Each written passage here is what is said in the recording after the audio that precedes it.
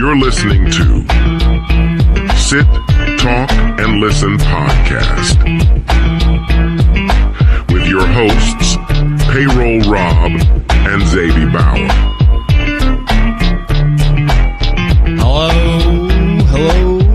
Hello. Guess who's back for episode 51?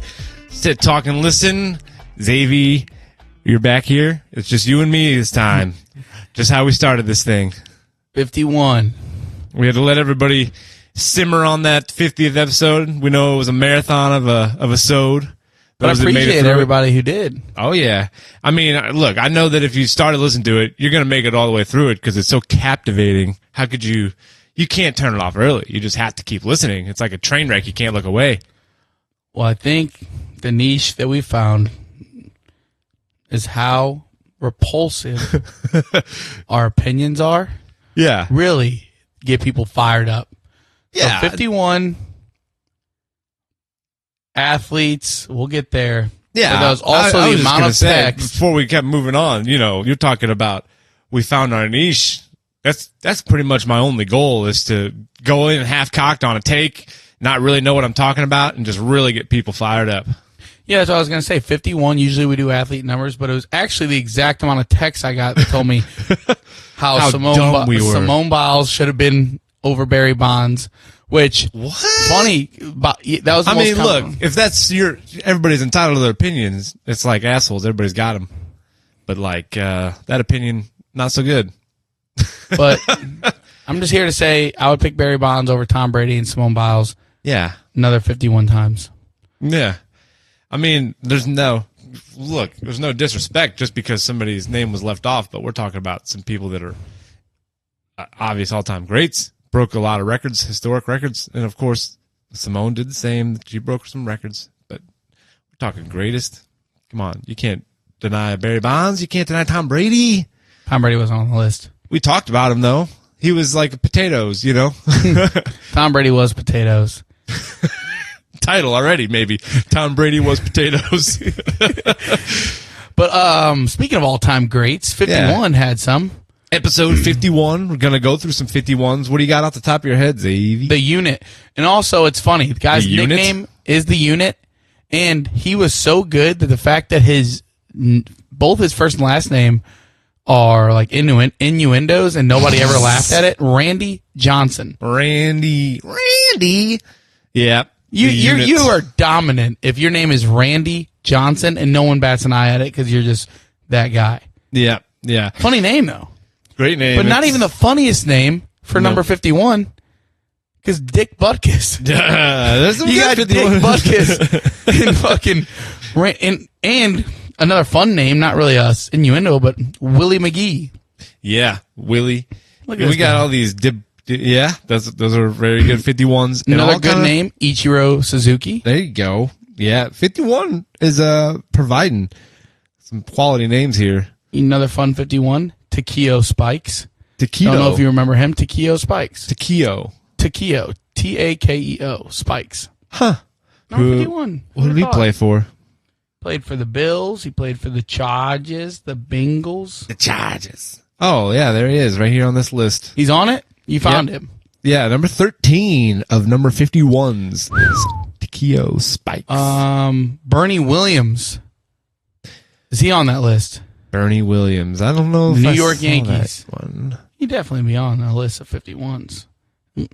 Yeah. You got a Mike Pouncey. A lot of linebackers with the 51. Dude, and Bernie Williams is not on a list of all-time great 51s? Well, let me see. Did you pass him at the top? No. Haven't seen him yet. Oh, there he is. Number 7. Sorry. Okay. There's too many advertisements on this website here. What are you looking at? Ranker.com, brother. I'm trying to think any other ones. Was Trevor Hoffman 51? Yes. He is number 4 on this list. Okay. And I think about tapped out in my brain. There's a Jim Ringo Hall of Fame. Drummer for the Beatles. Yeah. Also drummed in the Beatles. Sam Mills, linebacker for the Saints. Yeah. Jonathan Vilma, also linebacker for the Saints. Dude, Jets legend. Sorry, John. Ken Norton Jr., linebacker. Looks like for the 49ers. You know his dad? Ken Norton Jr.? Senior. Probably Ken Norton Sr. Yeah, you just jumping right in, not even letting me finish. Yeah, Brian Cox. He's from St. Louis. Alex Mack. My dad worked with his brother. Mr. Cox? Brian Cox's brother worked at Newspace with my dad. Yeah. Also Mr. Cox? Yeah. Lots of funny names here, 51. 51 keeps giving. Randy Cross, another linebacker, at number 14 on this list. I enjoy that name too. Did I get the top ones though? Yeah, you sure did. Terry Crews gets the shout out for being a number 51. For what? Football? For the San Diego Chargers. He had 57 tackles for years active, 1991 to 1996. Kicker gets 57 tackles in his career. Hey, if you got a kicker that had 57 tackles, show them to me. I'd be curious. Terrible kick coverage by the team. Yeah, if you're the kicker that ends up on that team, maybe you're two-line drive of a kicker, you're not putting enough air in those kicks, whatever. Or you're just a phenomenal athlete. You kick it and just sprint Beat down the everybody fucking else. field to So tackle this is him at the me. 22-yard line. That's great. I like it.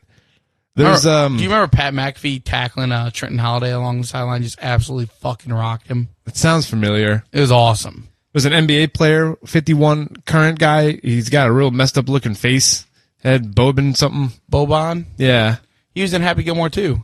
He played the nail guy's son. Oh, see, I could see it by looking at his face. That's a great casting. Good casting on that. I have not seen Happy Gilmore 2. I would like to see it. Wow. So I just haven't made the time to make it happen yet, but I would like to see it. Because I like comedies, and that's... You're not a Happy Gilmore guy. Whoa, don't say that. That's not true at all. Well, what? Not an Adam Sandler guy. I don't know about that. Woohoo! No, come on now. You can't tell me I'm not an Adam Sandler guy. It's like... Why? Because I haven't been able to just carve out some time in my schedule, and also I don't want to have to either bootleg it or get somebody else's Netflix to log in. Oh yeah, see, the hardos cut the cord, and just have to hear about how Bob doesn't have Netflix. Blah blah blah. No, I don't. I just look. I got no qualms with wanting to watch stuff. I want to watch Happy Gilmore 2. I just haven't had the time to put in the effort to try to find it. And the whole, if I get somebody else's login, I don't know. I don't want to ruin it for that person, right? I don't want their account to be locked out or something because I don't know how they're doing that multiple login situation these days. It's a whole what for. You know what I'm saying? Well, the biggest 20 million Happy Gilmore fans in the world have already watched the sequel. Yeah, that's fine. If there's only 20 million more Billy Madison or Happy Gilmore, or Adam Sandler fans than me, that'll be okay. Me, I was a day one watcher. Yeah. Just giving back to somebody who gave me a lot in my childhood. What can I? It's Adam the Sandman, and he might come up later on Mount Rushmore. Yeah. But our Mount Rushmore is later. We're going to be doing comedy movies, so make sure to stay tuned for the comedy movie Mount Rushmore. Where we will leave off your favorite comedy. Yeah, we will really make you angry with us. That's what we're kind of good at. Any other 51s we left off? I was just kind of scrolling through the rest of this list. Not off the top of my noggin. Not anybody that matters. All right. Except for probably all the audience's favorite number 51. Yeah. You go ahead and you let me know why the fuck I didn't pick, Steve Schlossenbach, who was the third baseman for your favorite Cardinals team or something. I had to go all the way down into the 30s to find an NHL player that wore 51. Fedor? Who? Titan? He played for the Columbus Blue Jackets, apparently from 2000 till 2017. And while we're on it, I'd like to say I thought long and hard about that 50th episode. 5 hours, and we did not make a single mistake. Yeah, perfection. Every single thing that we said on those alphabetical lists was carefully thought about. Yep. And if we did not say planned. anything, it's because we did a lot of research, a lot of deep dives. We wanted people to take it as a personal slight that we left off their favorite thing. You think we forgot to mention Elton John? No. We didn't forget shit. Fuck Elton John. We consciously chose to say, no, thank you, Elton. Yeah. honorable mention to my ass. How about you take Goodbye that Yellow Brick Road, more like goodbye go suck a toad. take that Rocket Man and fucking get out of here, dude. Yeah, man. Goodbye Norma Jean. Yeah, but it was pretty easy. It's easy to just sit down and just do 5 hours off the rip.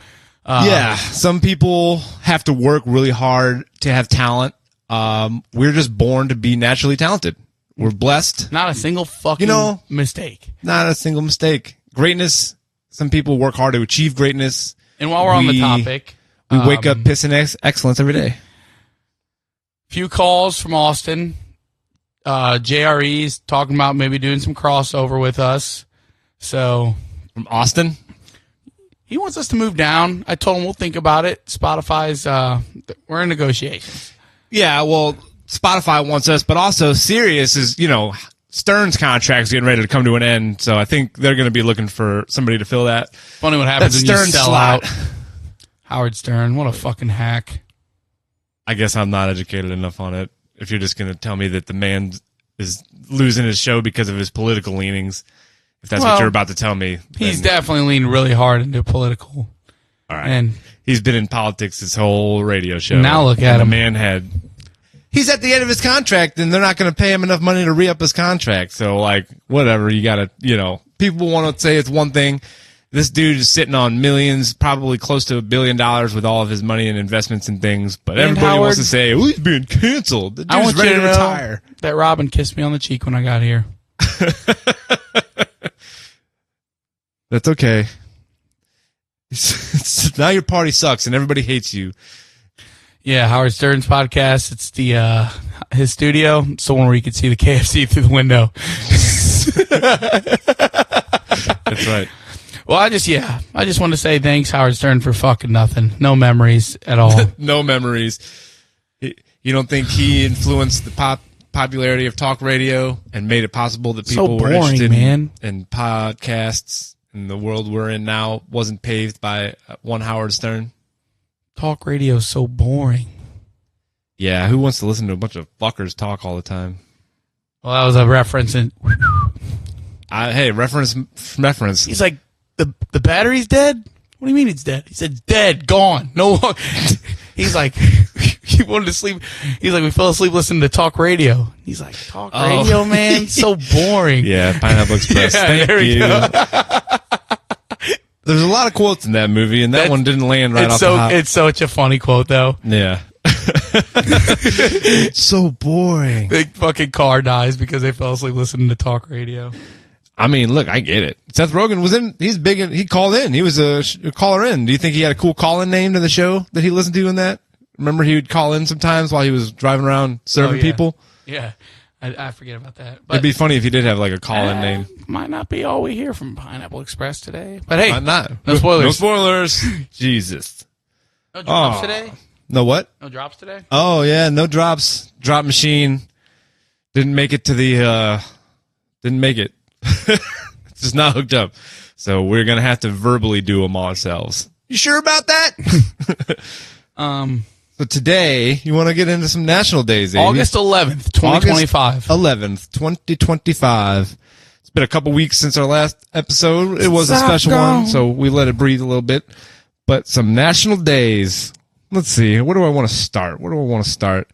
All right, let's start with this one. This one kind of feels like it's brought to you by Big Dental Work. It's National Align Your Teeth Day. He says. Do you think that they celebrate this day in England? Align your teeth. Why? Because it's better for you, apparently, allegedly. Well, more appealing to those around you, I guess. I don't know. Visually, but also there's probably something to be said about those. Well, if your teeth are out of line, then there's more of a chance for food and bacteria to get caught in between your teeth and up against your gums, which increases the potential for gum disease. Like, these are the things that they probably use to sell the idea that we all need braces and to align our teeth. We've done national days for quite a few weeks now, and this has to be up there towards the dumbest fucking day. This might make the Mount Rushmore of dumbest national days. Matter of fact, Don't align your teeth. Go home, listen to J. Cole, Crooked Smile, and feel good about whatever fucking chompers you're rocking right now. That's what I gotta say. As long as it works for you, it works for you, right? Yeah, anything with confidence, dude. Yep. Align your teeth. Ooh, that's why I said that one's brought to you by Big Dental Care. It's funny. In the same kind of category of health and beauty, it's National Face Mask Day. You know, like a little cleansing mask, right? Can you picture what I'm saying? 15-yard penalty, automatic, first down. First down. That's what I think of when I hear face mask. Yeah. So you've never done like a little peel or a little face mask action kind of thing? Nope. I am a He said, "This heterosexual skin-" male. Oh, so your skincare is not. You can't be a straight I was man. gonna say it. Skincare, gay. Dang, that's a take. All right. So you never wear sunscreen. Does it look like it? This man's sitting in front of me looking like Larry the Lobster, wondering, and I'm asking him if he uses sunscreen. I did put one thing on us. He said, "I started with a base layer, and that's all I needed." Let him cook. That's funny. Yeah. Oh, dude. So you're telling me you don't want to kick your feet up with a little face mask and some little cucumbers on the eyeball or whatever? I haven't been exposed to that life of luxury. Oh, man. No, I come from a. I'm gonna just do this for a minute. I've come from a boots on the ground, lunch pail in hand, hard working. Ain't no pampered boy here. No, dude. Fucking, you gotta grind for everything you get. Where I'm from, dude. Face mask. The only face mask I told you is I know is attached to a goddamn Rydell. Dang. Well, gotta keep a lookout. You're gonna get those wrinkles will be popping up soon. I'm just playing devil's advocate here. It's Presidential Joke Day. Okay. Let's think of one. All right. Off the top of the head, I got JFK. I'm going to tell you right now, we did not plan that. Thank you. Ding, ding, ding, ding. Landed. Joke. Whatever timestamp we're at, nailed it. Thank you, dude. That's fucking podcasting at its peak. That's why I need the sounder of the yay! The cheers. Damn, missed it. Missed it. That's about all the presidential jokes I have. I'm just reading a little bit about the history of Presidential Joke Day. It says the day itself is built upon a joke made by, at the time, President Ronald Reagan during a sound check for his regular Saturday evening radio broadcast on NPR. He said, "My fellow Americans, I'm pleased to tell you today that I've signed legislation that will outlaw Russia forever. We begin bombing in 5 minutes." So he was just making a little jokety joke. Yeah, there you go, Reagan. Stick to acting. What's the joke? That we killed all the Russians? They're no longer a country because all the people are dead? Is that the joke? Tear down that wall. Can you remember the guy's name? Who? That Reagan says before. He says, blank, tear down your wall. No, I think it's like Baryshnikov or something. Reagan, he was really feeling himself. He was also an actor. Who knew? I just said stick to acting. Well, yeah, I know. I'm just making a who knew as in like some of those those guys that worked their way into the Republican Party just happen to be really good actors. Huh. Coincidence? I don't know. I don't know what that means. Okay. That's where we're going to play it that way. I mean, they're all actors. Every single politician is, in fact, an actor. I agree. Very much so. It's all about glad handing and ass kissing and making your money. We should have done a Mount Rushmore of presidential quotes. Yeah, save it for the future. That'd be a good one. Yeah, spoiler alert. What's your favorite? Well, depends if we're going for like cool or funniest, because just memorable. Which, like, yeah, memorable. What's the ones? The current president cracks my shit up. That's the thing. He has mastered the one-liners, and whether or not it doesn't matter if it's real, if it's fake, it doesn't matter. He's just got the one-liners that get clipped off and circulate the internet, and people are like, "This funny motherfucker." He does. I mean, when he's said, cry like a dog. Talk about the fucking Abu Dhabi. Shane Gillis does a good impression of it. It's so fucking funny, dude. Yeah. But who said? Ask not what you can do for your country. Wait. Ask not what your country can do for you. Ask what you can do for your country. The only thing we have to fear is fear itself. In the same vein of presidents, we're talking national days. Today is Victory Day in the U.S. It was the official end of World War II, the day that Japan surrendered to the United States. We are only a few weeks removed of the anniversary of the date that we dropped the first nuclear bomb on the Japanese. Really ushered in a whole new era of humanity. You got that right, but we already covered 70,000 people died instantly. Yikes. So that's how you end a war. Good job, America. Golly. I'm sure they all deserved it. Wow. Wow. You sure about that? Sure about that? That's why? Well, no, nothing. I was waiting to see where you were going to go with that. I mean, that's just some shit happens. Yeah. The biggest weapon of war ever made. I didn't co-sign it. I know, I didn't either. We live in a country. We live in a world. Oppenheimer, go watch it. Yeah. All right, more national days. It is Hip Hop Day. Xavi. Okay. All right. So, name your top 3 albums that you would listen to today on National Hip Hop Day.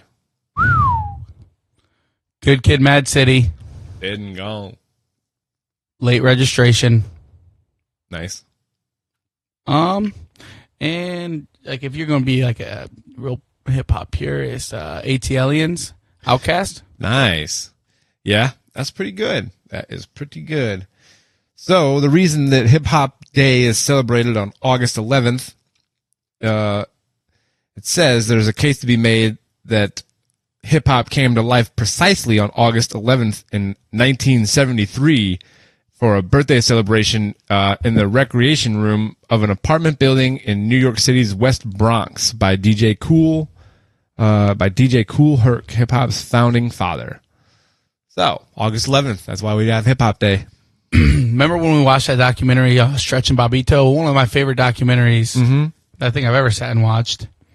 Yeah, really interesting. It was these two guys that they were doing a radio show, and they started off doing it out of the closet of like a janitorial closet in a dorm, right? That they were in New York. Yeah. And it got so like big that it was like a radio college station or something like that.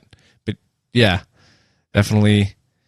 They were founding fathers of like pushing the music, but they didn't come along until the 90s, Yeah, I know, but when I'm thinking of hip hop and celebrating hip hop, like it's hard to. Like, they were definitely a bridge of putting it mainstream, big time. There was another series that came out like right around that same time, The Evolution of Hip Hop. Yes, and I thought that was an excellent docu-series. I really enjoyed that one. So put your favorite hip hop albums on today and celebrate Hip Hop Day. Whoa, cracky, crazy radio DJ. That was my radio DJ voice.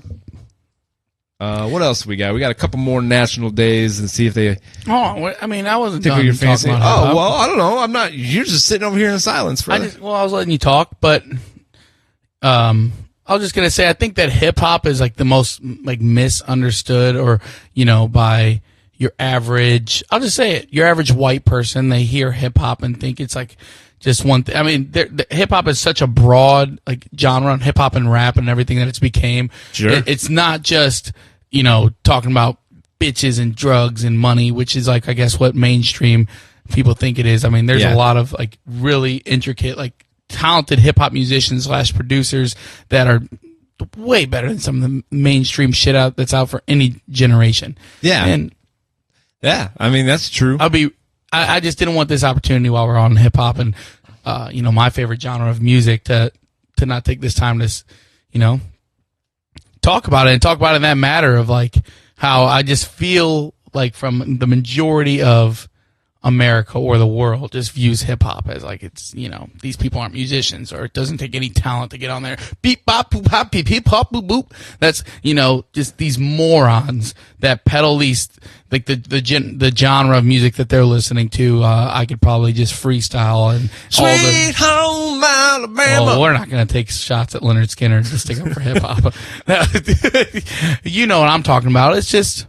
Yeah. No, it's like you said, misunderstood by a lot of people. And the same could be said about a lot of genres, maybe not to the same extent. Like people that are like, oh, I don't like jazz because it's all elevator music, you know, don't understand the full scope of jazz. But they don't, you know, have the vitriol towards jazz that people that are like, don't understand people call rap / hip hop not real music all the time. Right. That's what I'm saying. That's like, fucking it's definitely crazy. Different. Yeah. There's definitely, I mean, yeah, music takes many different forms, and so people that try to say it's not music just don't understand music at all. That's all. And that's the same people that are unwilling to hear anything out of their own circles, right? The way that they understand stuff is the only way that they think stuff goes around in this world. It's my way or the highway. So they love listening to Limp Bizkit.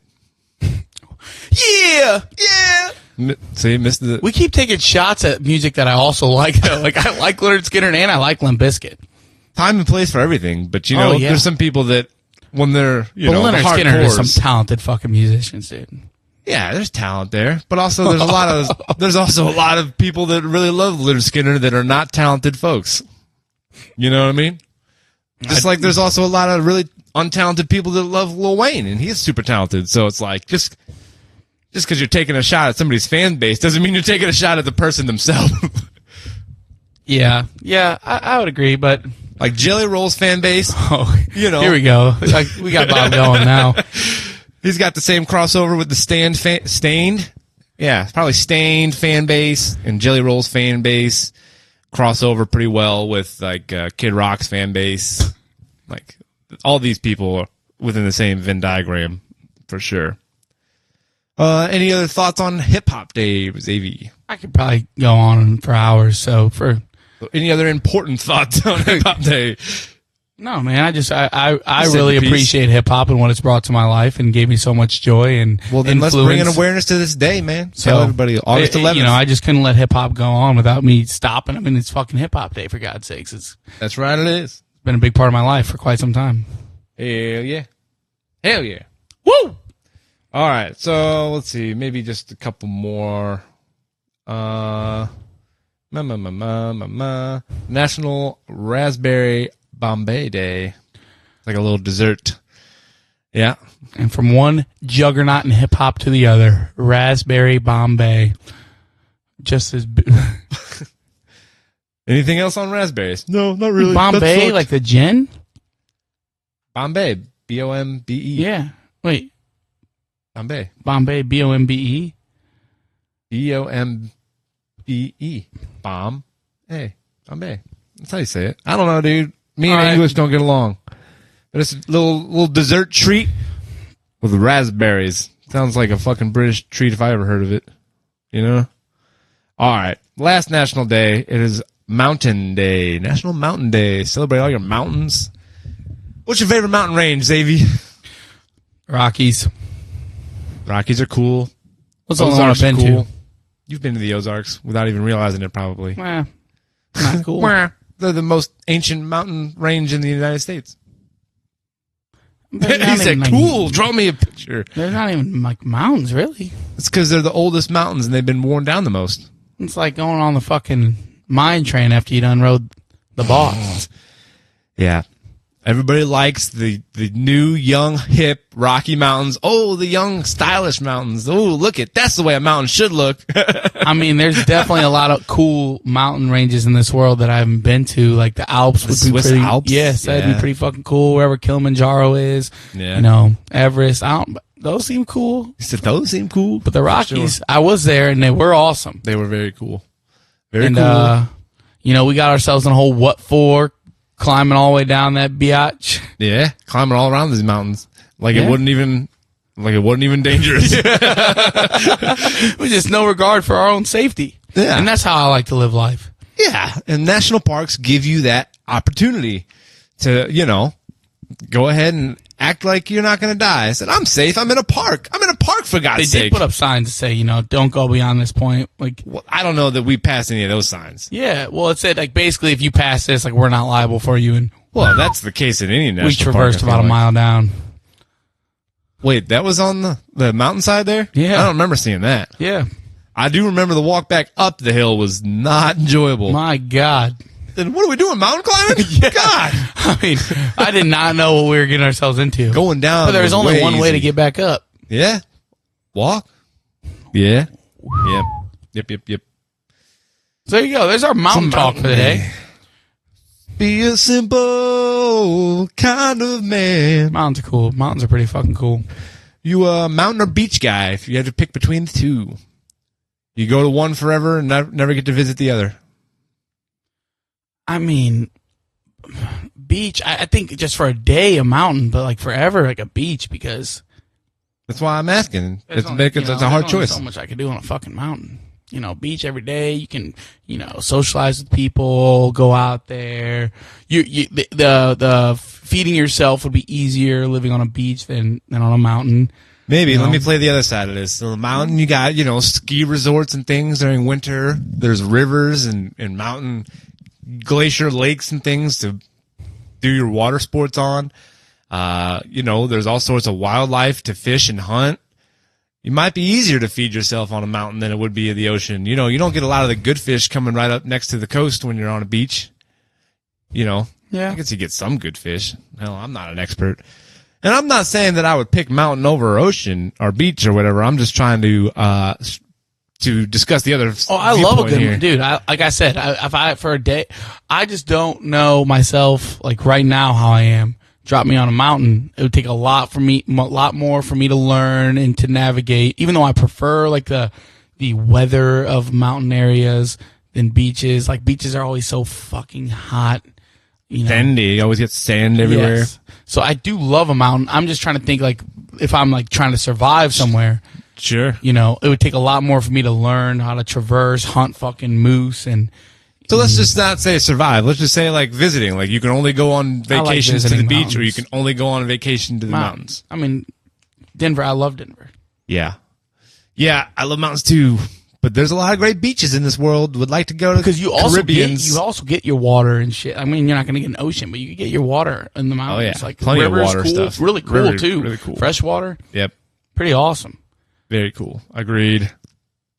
I don't know. I'd probably pick mountain over beach, but man, there's some cool beaches. There's some cool beaches. Pretty dope world we live in. This is all just free. Generally true. Yep. And we're ruining it with gift shops and photo ops. I said it earlier. Because you go to some of these vacation destination spots and, there's gift shops everywhere for all the little knickknacks. And, stop here for a great photo op. Hang up and hang out. Yep. I'm interested in that. Any other thoughts on our national days? August 11th. No. I mean, I feel like there's some cool ones, but there's some real big misses. That stupid ass raspberry shit. That was fucking dumb. Could have went my whole life without even knowing about that. Wasted. And, shouts out to Hip Hop Day. Teeth aligning. Yeah. The dentist holiday. National Align Your Teeth Day. Classic. A couple good ones. I like mountains. I like hip hop. I like mountains. I like hip hop. Yeah, I can agree with that. I can definitely agree with that. So we were talking, going on vacations, and I was asking you about mountains and beaches and stuff. And I was thinking, over the last few weeks, it's come up at different times, but how many times in our lives have we done something for the last time and like not even realized it? Like when's the last time we swam in the pool with our friends or, played a game of horse or whatever? We didn't know that might be our last time playing that game. Swimming in a pool with your friends and playing a game of horse? Just different opportunities. Yeah, different activities. I'm not... Okay. Yeah, that one time we played horse while swimming. Well, I played horse in a pool. Well, that's what I'm saying. Sure, maybe we've done that. But I'm sure that the last time you did that, it wasn't even a thought in your mind of like, this could be the last time that I do this. Have you ever had that thought of like things that you've done in your life and like, man... We all did that for the last time and didn't even appreciate. Yeah, probably like the last time like we played pickup football. Like that's one of the main ones. Like call all the boys together, get them like especially on like I a don't know snow if I day. have that in me anymore, Like, man. ooh, the snow's on the ground. We're playing football. Yeah. I don't know if I have that in me, but I don't know if it'll be the last time. Who knows? Maybe I'll have kids one day. I'll be quarterbacking for them, but right now it looks like I might have seen my last pickup football game. Yeah. And I don't generally think about it. Like, I don't know. Do you think that you'd have treated, if you know that something is the last time, you would have treated it any different, had more reverence or anything? No, I don't think you can do that, because when you put in all these expectations on something, or all this pressure of it being the last time, you're going to ruin it. Sure. Like, you got to just be in the moment. Now, maybe you try to take it in and be more present for it, but like, I don't think you should go about anything in life like saying, oh, it needs to be this way, it needs to be perfect. It's got to be the way it is. And like, you make the best of that moment and be present. That's the biggest thing I can always say is be present minded. Take it all in. Like, don't go somewhere. Accept what's going on and to make the most of it. If you have expectations, then there's things to be met and you're more likely to be let down. Now, what I will say that there's people in your life, like, or at least what I'll think about is like, this is the last time I'm ever going to see this person, or at least this person in the relationship that we have now. Whether it be a good friend and like that friendship starts to fade and fade and fade, and like you might see them or run into them somewhere, but like the last time you're hanging out with them and it's like that same relationship, you know what I mean? Like I think about that. Like that was the last time I ever saw that person. Or it might even be like, because of a death. Like, did I know during this moment this was going to be the last time? Sometimes you do. Sometimes you say goodbyes, but there's a lot of times in life where you're like, man, I didn't realize this would be most times than not, people don't know, right? Then the last time they're going to see somebody, more times than not. So I'd say that is kind of more what I think about. Like, yeah, well, that's going to make one of my thoughts that I was thinking of seem a little less interesting, because I was trying to remember the last time that I was at like a DVD rental store or a movie rental place and like went in and physically rented out a movie. I was like, when was the last time I went to like a Blockbuster or a video rental shop? There was one in Indiana. I think maybe I applied at it. What was the name of that movie rental place? I don't remember. Little movie rental shop. And it was old school enough that it even had like the little curtain off porn section in the back. If, we're so inclined to go rent physical porn in what would have been like 2013. And that came out too. He had, but he bought his. That wasn't rented. Let's not get it confused. He wasn't going and renting that stuff. He was a advocate buyer. Wait. Yeah, who knows? I did apply there, and I remember they asked me my favorite movie, and I said, "Catch Me If You Can." And they said, "Chalky pick." No, I'm not a chalky pick. I have no idea. I'm not like a big cinephile or nothing, so I don't know how they think. I don't get in their minds, but that was like one of the things that I was thinking about, like last time of renting a movie, and not even thinking to myself, like, this is probably the last time I'm going to be renting a movie. I don't know if there's anything in this world right now where I'm like, that's probably the last time I've done that.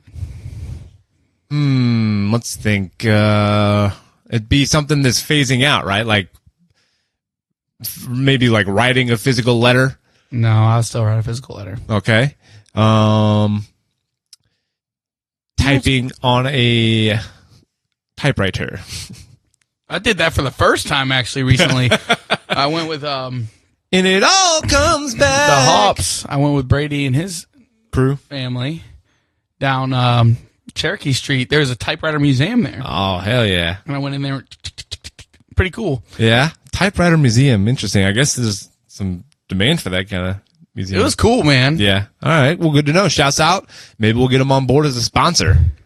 Yeah, there was an old lady in there. Museum. She was like, yeah, fucking. She didn't say fucking. But she said, yeah, fucking typewriters, dude. Am I right? Like, museum. No, she was just be like, a lot cooler if she did.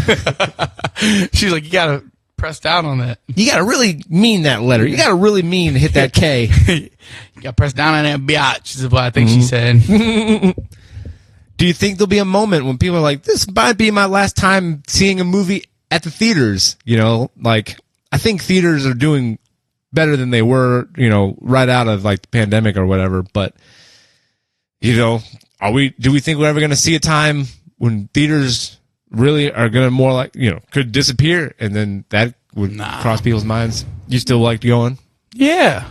Yeah. I'm just asking these questions. I'm asking the questions here. No, what about baseball? Do you think baseball could phase out? We're talking about a work stoppage next year, and people already don't come to games a lot as it is. It's not like they used to.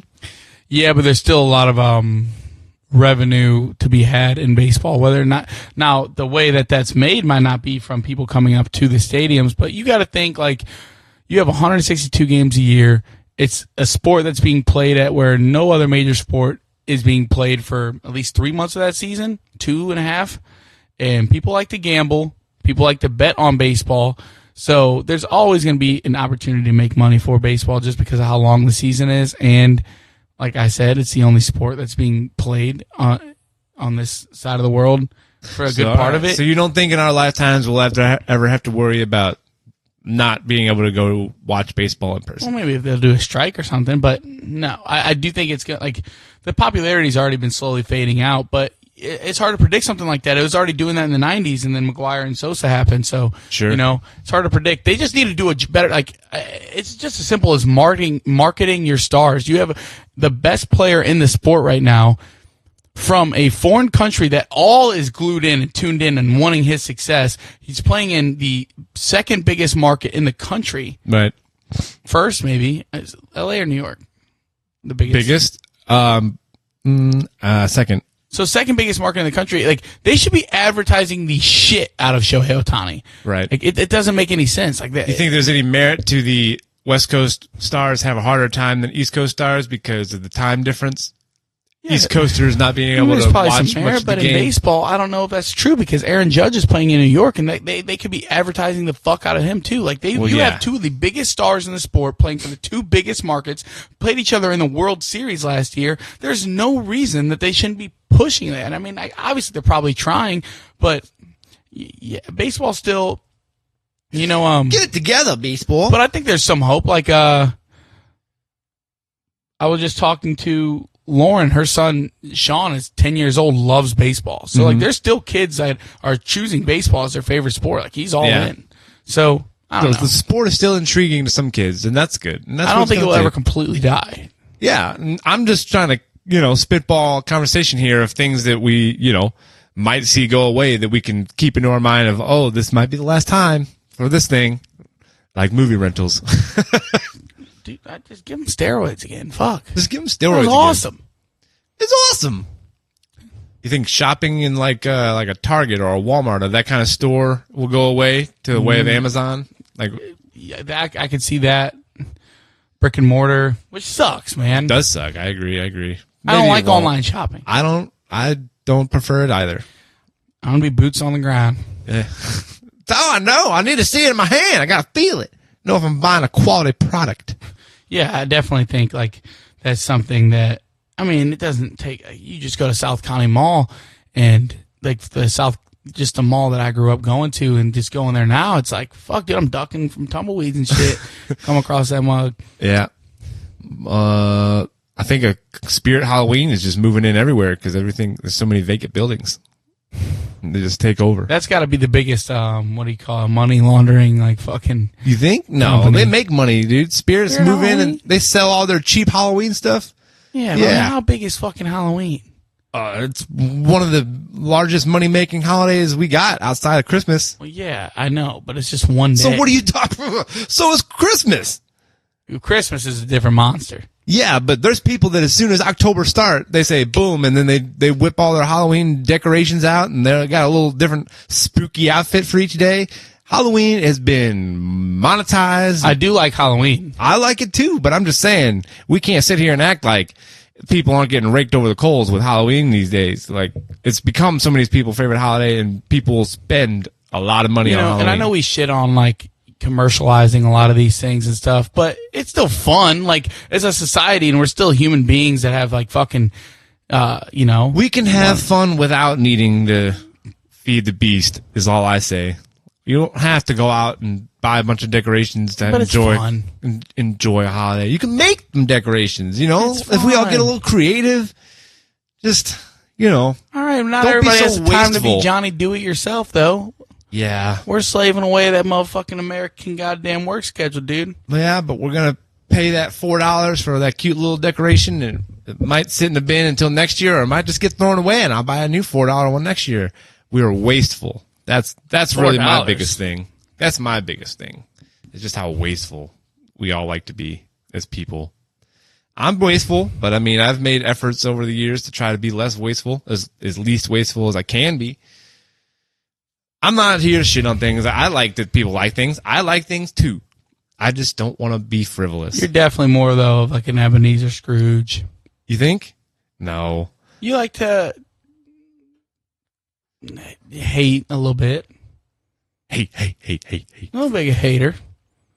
I'm a hater of capitalism. Like holiday, like Halloween, Christmas, like it's cool because it's fun seeing everybody in a good mood, and whatever the reason is. I love the spirits of holidays for that reason too. Like I said, it's man. the consumerism that just drives me up a wallsy. We have enough divide going on, enough things in this world that everybody's mad at and can't get on the same page. But you know what? I bet there's people on both sides of the political spectrum that celebrate Halloween and Christmas, and they're both having fun that day, and that's what I think is cool. Yep. It's cool, man. Anything that can put a smile on somebody's face. Some people are Jets fans. We don't have a lot to look for. Well, go out and buy something. Shiny, happy people. No, I get what you're saying. Like, and I'm definitely not a big consumer of things, but you know, a big consumer of the leagues, consumer of sports, gambling. Yeah, but even then, like I just bet this weekend for the first time, like a month and a half. And it's fun. It definitely is fun. I think anything in moderation, though. Like that's such a cliche, but it's true. It's an entertainment factor, and I know that's always my stance on anything. Like, if you want to shoot up heroin once a year, but you can only limit it to once a year, that's your prerogative, brother. Yeah, have a good time. It's right there with a sports bet. Yeah, yeah. I mean, yin and yang. Yeah, man. I don't know. Baseball, smaceball. Any other things you think that we might see the last of in our lifetime? That you can sit here right now and be like, yeah, we might enjoy the last of that thing, and cognitively think to ourselves, well, this is the last time I'm going to do Social Security. Well, this is the last time that anybody ever collected a Social Security check. Have fun, Armageddon. I mean, no, you're not wrong. Thanks a lot, boomers. Yep. Healthcare. Daddy gave you your favorite open wide. So this isn't really related, but I had this also come up this week. Do you think differently of a grilled cheese or any type of sandwich in that way if it's not sliced? Yeah. He said, yeah, okay. So if... Dude, like I just had a sandwich for lunch today from Kenrick's. I love it there. If they just gave me the sub and then cut it in fucking half, I'd be like, what the fuck is this? What kind of barbarian shit is this? Because I ate half of it, put the other half in the refrigerator. Yeah. And I've had it where I've gotten like a grilled cheese from Quick Trip or something, and they just wrap it up, and I get out to the car and I open it up and it's just not cut. I'm like, what? What is this? What am I supposed to do with this? The funniest thing would be like ordering a pizza, like a whole large pizza, and they just give it to you fucking whole. Like you got to sit there and eat a 14-inch. I feel like that has happened to me. I can't remember what pizza place it was, but they put it in the box and forgot to cut it. They just didn't cut it. And I mean, you know, I have a pizza cutter at home, so it wasn't like end of the day. But I remember thinking to myself, like, what in the world? How do they just throw this whole pizza in here and not cut it at all? So yeah, it's funny you say that. Yeah, they need to start having a more strict interview process at these pizza parlors. Oh man, I can't believe I forgot to cut your pizza, bro. That's up the qualifications. But yeah, I'm team 100% cut my grilled cheese. Like I don't enjoy it if it's not cut. And you know, I think you're asking about a diagonal cut or a straight cut. Oh, I'm a diagonal cut. Is it throw you way off if it's like just straight down the middle or otherwise? I mean, I don't care that much. It doesn't bug me that much. When I make my sandwich at home, I always cut it. Really? Yeah. When you separate it, and then it gives you room to put the chips or for the toppings. Yeah, and without ruining it from the backside, you just come on and slide through the middle. It from the backside. You sure about that? Oh man. Yeah. All right. Well, I didn't think grilled cheese would go that quick. I thought that'd give us a little bit more juice on the bone. Yeah, it does. Don't ever give me an uncut sandwich. That's the end of that story. Let's see. What are some things in this world that like are just would be weird if they weren't cut? Quesadillas? Yeah, that's an oddball one for sure. Just, If you get like an uncut quesadilla. would it still be a quesadilla? Or at that point, it'd be like a fucking what you call it? Calzone. Calzone. Mm-hmm. I said piezone. Mm-hmm. But you know what I mean, though. I do like a good calzone. You know, a quesadilla. A calzone's just a quesadilla that's not cut. Yeah, more fluffed up. Yeah. And closed, like crimped. Crimped. That's a good word. Crimped. Man, he's crimping my style right now, bro. Damn, the Rizzler, dude. Rizzler. You didn't even know who the Rizzler was when we first started this podcast. I still don't really even know about the Rizzler. You didn't know about the Rizzler or the Costco guys. Oh, they're not the same?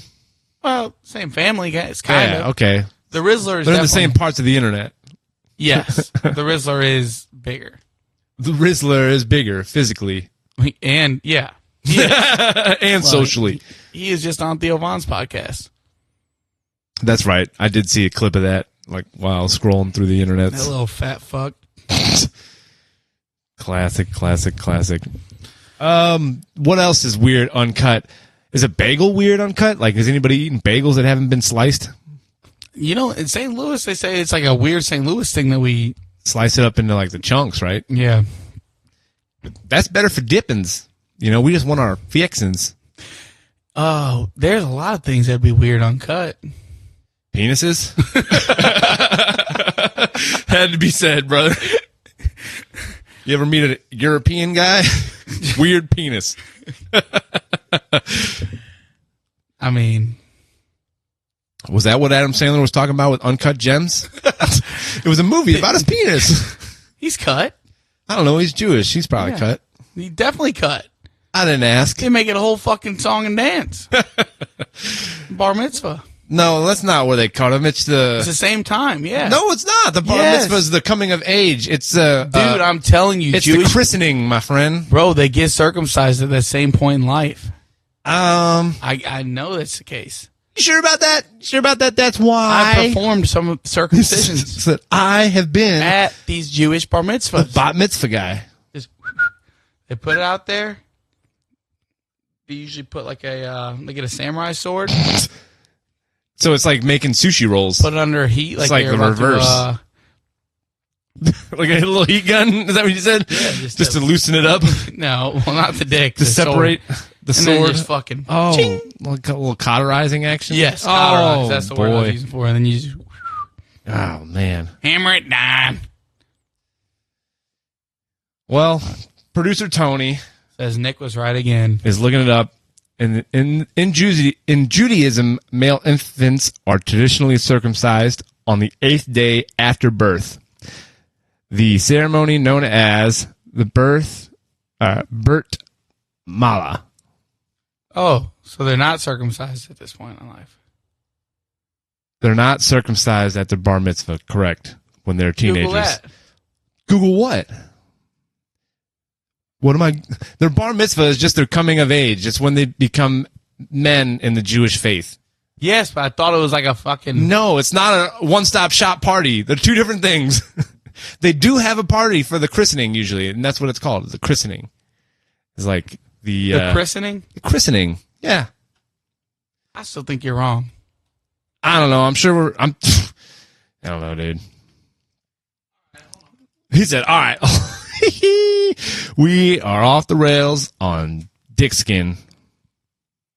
What age do Jewish men get circumcised? That's what producer Tony just looked up, and it was 8 days after birth. You know what? I was wrong.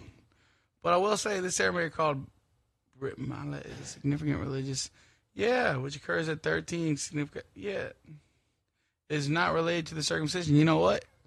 I always will say I'll be first to put my hand up and say I was wrong, and this is the case.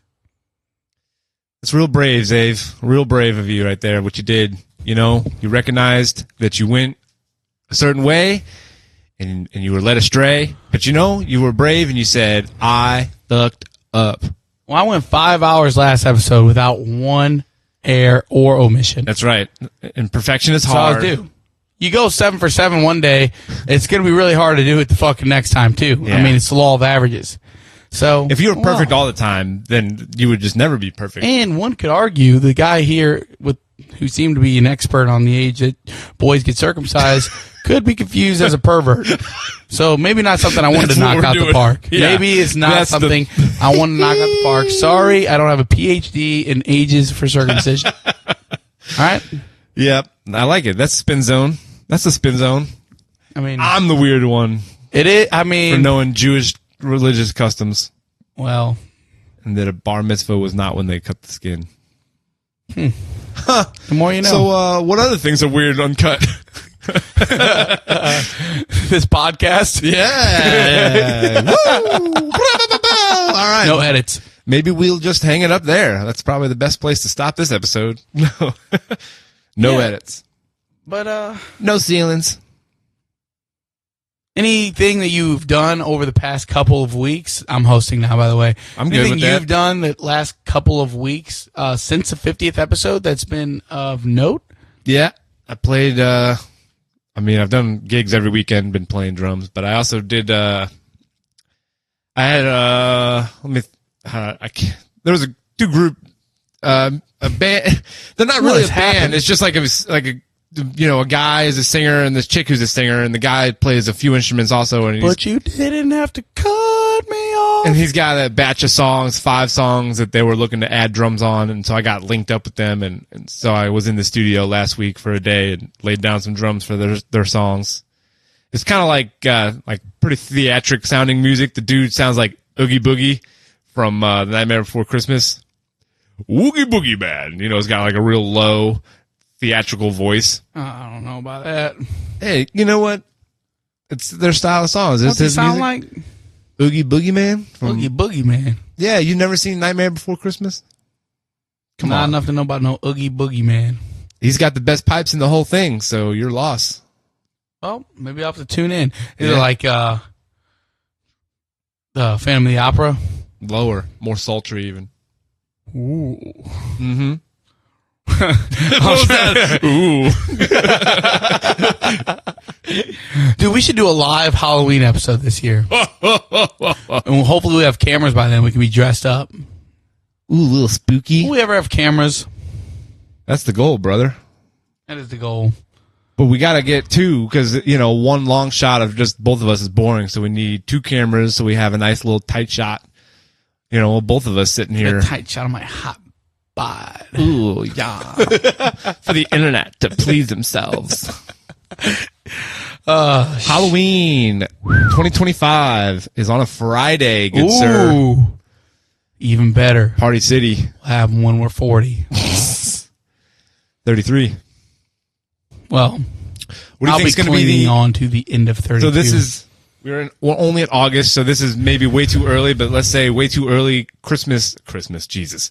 Way too early Halloween costume guesses. This is fun. What will be the hot costume What this has year? happened this year? Pope died. Pope died. No one cares. What has happened in I'm pop kidding. culture? I'm kidding. Yeah, the Superman movie. You had, was there other Marvel? There was like X-Men or something? I don't know. Yeah. Pedro Pascal's been in 1,000 things. Yeah, but that guy's starting to turn a Yeah, little. the internet's going against him. I see that. Everybody's talking about the man and touching another buddy when he's got his Pervert. anxiety. Pervert. Everybody's a pervert. That is true. But also, that's a Okay. whole rabbit hole to go into. I'm just trying to think of anything culturally relevant this year. I know what I want to be for Halloween this year. Shador Sanders. What? I'm just naming things that happened this year, brother. You got me. Shador Sanders. Great first game. Preseason. Great first game. Yes. Okay, but if you had a bad first game, we'd all be talking about how bad he did. I wouldn't be talking about how bad it was. But you know it would happen. I know. I agree. You're right. He did what he could 100%. do with I what he know. was given. I know. I'm just had to say it because, come on, somebody's got to be the chalked up take here. Trying to think of, some Love Island bullshit. I don't know. It's hard. I feel like there's not as many things that just catch on and are so globally as popular. Jelly roll, maybe. the skinny jelly roll. You see, he lost like some bunch of pounds. Lost a bunch of pounds. Yeah, now he's just jelly. Yeah, he ain't even rolling no more. I'm trying. I don't know because there's no. I like the old jelly roll. There's nothing like Taylor Swift and Kelsey. I mean, people are still going to run that playbook back again. You know, Sure. that's going to happen, but not as. And like, there's still a couple months. Like anything could happen in September. Where, That really just it sets people off down a rabbit hole of like that's the move. Yeah. I mean, Tiger King was huge that year. Seen a lot of Joe Exotic costumes that year. I like to do stuff more niche. Yeah, like the hanging Chad. I like to hang Chad. Ooh. Maybe people doing like maybe couples going as that Coldplay. Oh, dude, that'd be yes, Queen. That's good. That's a good guess. That is a great guess. Absolutely, that'll be a top couples costume this year. I would bet. I can see that. I could see that easily. That's a good guess. That's a great guess. Yeah, man, you really knocked it out of the park on that one. Thanks, man. Now I'm stumptified. Yeah, gorillas. Yeah, so I don't know, but I guess we can revisit this topic. But Chime in, big Halloween costume guy, and let us know what the hot goss for this year, so we're ready. You ever done a couple's costume? Kinda. We did like I was Shaggy and she was Velma. Like that's not exactly a couple costume, but it was in the same world, right? And then same way another year, like I was Steven Universe and she was one of the other characters of Steven Universe. Who? It's a show mostly for children. It's on Cartoon Network. Good show. Steven Teaches a lot of Universe. moral lessons. Yeah. Well, I'll just take your word for it and tell you I probably will never even watch a second of that show. Fair enough. You also don't have children currently, so maybe if you have an 8-year-old someday, they'd be interested in Steven Grow Universe. the fuck up. Oh, what are we doing? You're getting home from second grade and sitting down and watching some Steven Universe? Not up in here. It's football season. Yeah. It's about time. Yeah. 5 years old, you better put a fucking rock in that boy's hands. No, I'm kidding. You like what you like. So roll it back. Roll it back. Yeah, you know, people are sensitive. Take Nick so seriously. Think he'll do this. Think he'll do that. No, I'm just here for the jokes. I'm trying to I think, like the rage bait. Of what other couples stuff that I've done in the past. I mean, we've had like band Halloweens. We dressed all as like Power Rangers one year. So I had like a Power Rangers t-shirt. What about Jeffrey Epstein and Maxine? I think that'll be like not the vibe. Ooh, you know what will be a really popular Halloween costume this year? Ozzy Osbourne. Oh, that's a good one. Yeah, I could see that. And it's like fitting for Halloween. For sure. Yeah. That's a good one. That'd be a good one. Yeah, we'll have to see. Only time will tell. We'll revisit that when we get into October, and we'll see what All people are right. picking. We are really ahead of that fucking Halloween curve here. Well, we had to know. We're making our way too early predictions. And so I'd say that was way too early. All right. Well, what do you think, Xavi? Anything else before we get into our Mount Rushmore for Let's this week? do it. Let's do it. So we're doing Mount Rushmores of comedy movies specifically. So, Xavi, I'm going to flip the coin. Everybody, I got this coin in my hand. One side says The Office. The other side is blank. Call it in the air, Xavers. Office. Ooh, it landed on the blank side. So that means I get to choose. I will choose deferment. I will defer my pick. Xavi, it's on you. All right. Ding, ding, ding, ding. That's my little draft sound effect. Well, I'd have to go, man, oh man, even if I stay true to myself, I don't know where to go. I'm trying to think of what movie I've quoted more than any other movie, yeah. and it's between two of them. I am going to play the strategy game. And I'm going to pick the one that I think you might pick because I think the other one will get back to me. Yeah. But not to say I'm playing favorites. But I'm going to go with Step Brothers. Okay. 1-1. Yeah. I mean, it's fucking Step Brothers. Step Brothers is outstanding. Outstanding movie. Great premise for, I hope a lot of people who are listening have seen that movie, but it's, two adult children, boys, sons. 40 and 39. Adults, massively adults, double over adults. And they're both still living with their parents, and then their parents get together. They have to live together in a world comedy. You get the teabagging of drum sets. I mean, You're not going to not have Rainey Jackson sign your sword. It's so quotable. Mm-hmm. Sprickens she dick, Derek. We could just done a whole Mount Rushmore of stepbrother quotes. Well, he's like, "Stay golden, pony boy." That's like a quote from a quote, right? Because she stayed it from The Outsiders. What are you doing, Brendan? He's like, managing a baseball team. Oh, that's nice, little league fantasy. And he's like, you know what I always do when like people come to say goodbye to me at work? I say, all right, good night, Dr. Novak. And I get going for like the awkward like handshake or hug, and then like just walk away without doing either. It's great. This one, yeah, it's a good one. But yeah, I mean, what is there not to say about Step Brothers? Obviously, it came out at a prime time for us. Boats and hoes. Would you rank that up there? I don't know the words. Would you have taken that? It definitely probably would have ended up on my list had you not taken it somewhere. I don't know that it was going to be in my first selections or not. I don't know for sure. The floor is yours. But I do love Step Brothers. It's the fucking Catalina wine mixer.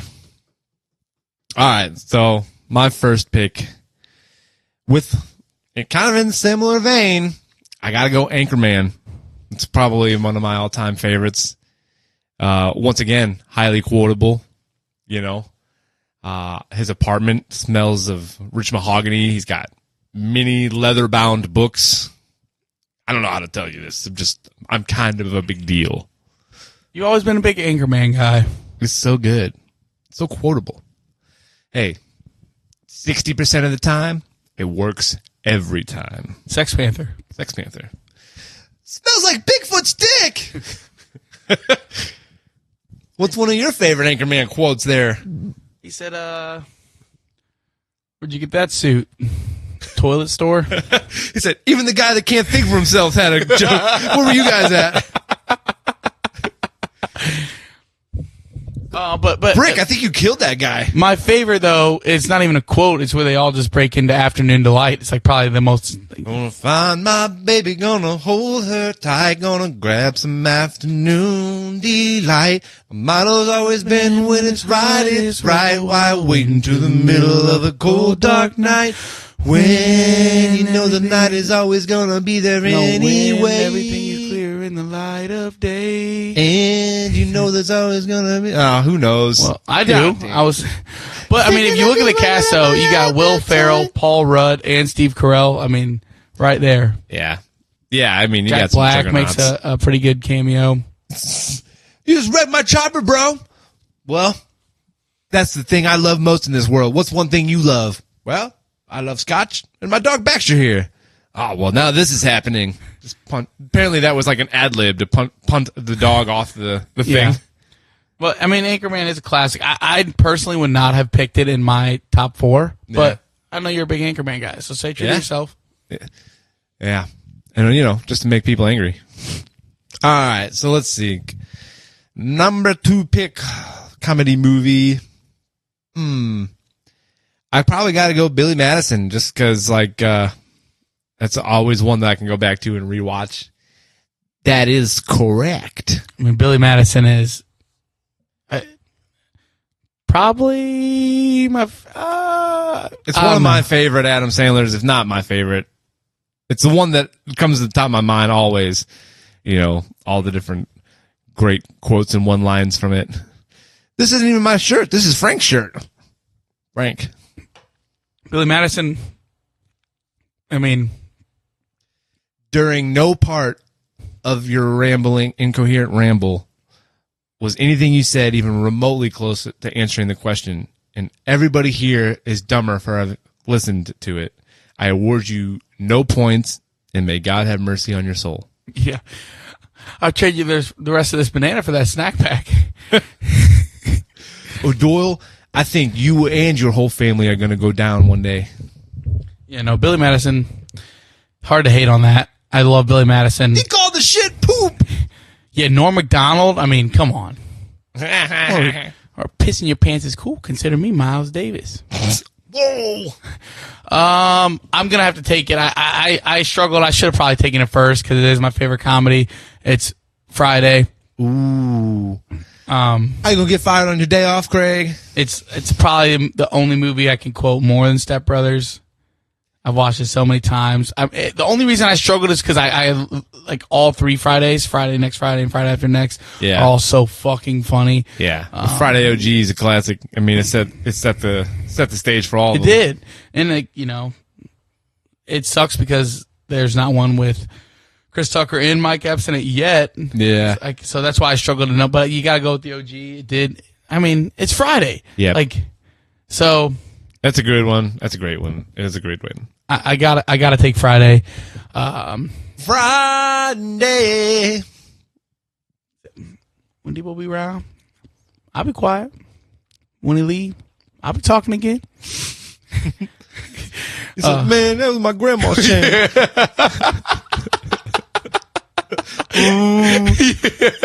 You gonna cry in the car.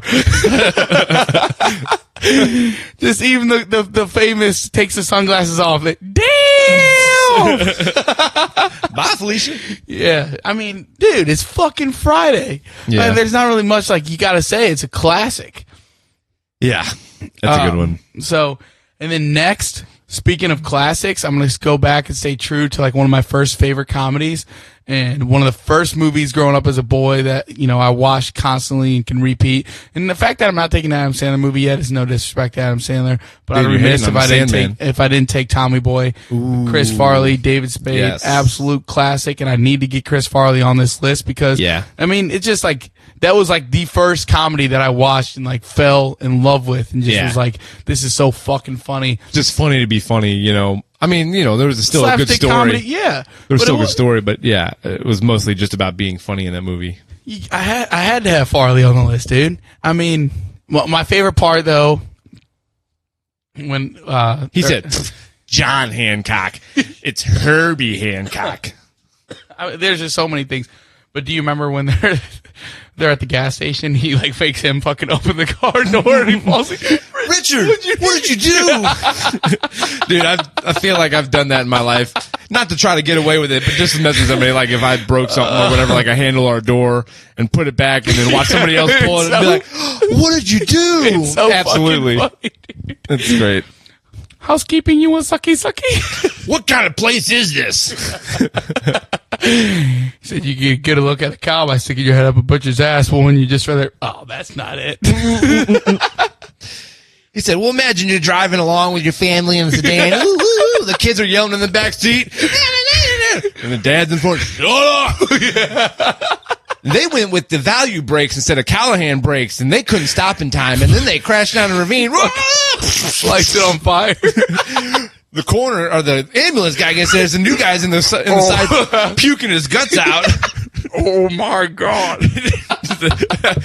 That whole thing is I outstanding. think I'm ready for a Tommy Boy rewatch, man. It's outstanding. It's a great one. And then I guess Because then he that's, said, you sure there's not a Mark Richard? He's like, you know, it's not so much here or here. It's like right here. It kind of hurts. It's like, no, you're good. yeah, man. Tommy See, Boy's just even great. like when I could think back to a scene and laugh that hard, it's a good fucking movie. Yeah. Yep. Now I'm nervous because I know you still have 2 picks, but Yeah. Well, you know, I mean, here's the thing. Inevitably, we're going to make our picks, and we know that it's clearly the best picks. But somebody out there is going to say, well, I can't believe you didn't pick my favorite movie. Nah. Well, you should have liked better movies because we're picking the best ones right here. So that leads me to my next pick. I can't believe. Go ahead. Oh, boy. You can't just say something like, I can't believe. I can't believe you left so and so off. That's Oh, yeah. That's what's going to happen. when I thought about it. That's I thought inevitable. about that movie. Thought about how much it sucked. Didn't pick it. Thought about how much I didn't want it on the list. All right. So this one's definitely more like just real slapstick, but I got to go with Hangover 1. Oh, as my okay, next see, pick. I am glad you took it because I need a Sandman on my list, and I couldn't have, like, if we left all the Hangovers off and I didn't take, that was a choice I did not want to be burdened with. For sure. But Hangover 1 is just such a classic. I mean, it hit perfect at the right time. And again, with a lot of great quotes, you get, oh, you trying to fuck on me? Never mind. I was going to go with when he goes, he's like, yeah, he's like, my friends are mature. You just got to get to know them. And he's like, paging Dr. Faggot. So good. I still like to fucking call one of the boys up, dude, with a good old paging Dr. Faggot. It's funny. I can imagine that happening here. He's like, oh, when they're on the highway, he's like, am I good? He's like, yeah. I forgot about that. He's not even looking. He said, you said I was good. He's like, oh, you meant to get over.